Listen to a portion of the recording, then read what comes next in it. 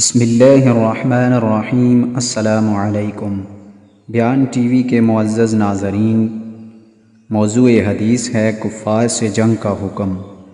حضرت ابن عمر رضی اللہ تعالی عنہ سے روایت ہے، رسول اللہ صلی اللہ علیہ وسلم نے فرمایا، مجھ کو حکم دیا گیا ہے کہ میں اس وقت تک لوگوں سے لڑوں جب تک کہ وہ اس امر کا زبان سے اقرار نہ کر لیں کہ اللہ کے سوا کوئی معبود نہیں اور محمد صلی اللہ علیہ وسلم اللہ کے رسول ہیں، اور پھر وہ نماز پڑھیں اور زکوٰۃ ادا کریں۔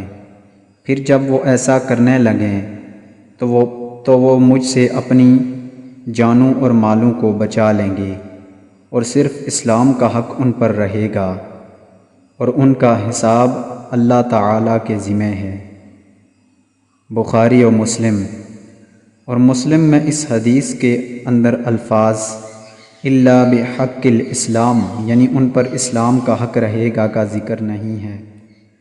آپ دوستوں سے گزارش ہے کہ اس ویڈیو کو شیئر ضرور کریں۔ جزاک اللہ۔